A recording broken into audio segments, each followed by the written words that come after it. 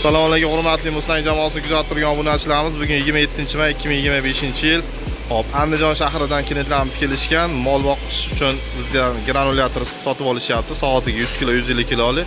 Buni hozir o'zlari ishlatib, ko'rsatib, berdik, o'zlari ham ishlab, nima qilib sinab ko'ryaptilar. Hamma aka, granulyator ma'qul keldimi? Ma'qul, ovozlari ham yaxshi. Yaxshimi? Shum yo'q-a? Shu qo'lingiz bilan ushlab ko'ringchi, yemni gradusi oshibdimi, yo'qmi? Qizish bormi? Qiziyaptimi? Ha, bo'ldi. Yana bir hozir 2 minut bo'ldi-da buni yoqqanmiz. Yana biz solchi 10-15 minutdan keyin u yem uje qizib ketadi. Chiqarishi tezligi yaxshi, presslari yaxshimi?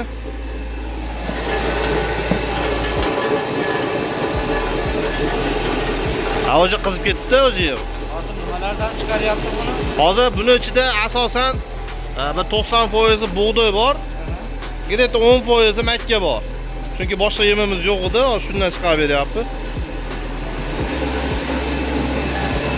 Roliga aylanadigan 7,5 kW, soatiga 100 kilo, 150 kilo chiqaradigan Moskva zatniy moslik 6 mm da mol qo'ylardi razmeri chiqyapti. Akamiz o'zlari mana sinab, tekshirib olyaptilar. Kimga shunaqa granulyatorlar kerak bo'lsa, Qo'qon shahar 4-avtobazanchidamiz.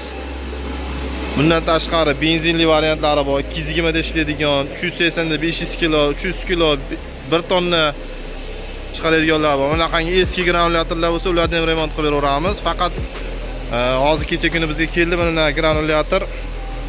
O eski yupski granulyator. Buni umuman remont qilishning imkoni yo'q, chunki buni yasagan insonlar zavodskiy brak qilib yasagan, sababini ko'rsatishim mumkin mana hozir.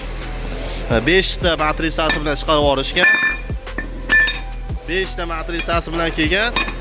Hammasi zavodskiy brak. Sababi mana ko'rgan bo'lsalaring, teshigini teshganda umuman konus ochmagan. Boshqa sverlar bilan botirib qo'ygan xolos. Konus yo'q. Mana shu zavodskiy brak deyiladi. Shuning uchun birorta matrisasini remont qilib bo'lmaydi. Hozir bu granulyatorimizni faqatgina avvalni remont qilib berishimiz mumkin, o'ziga yangi matrisa yasab berishimiz mumkin, klient bilan kelishib qoladigan bo'lsak.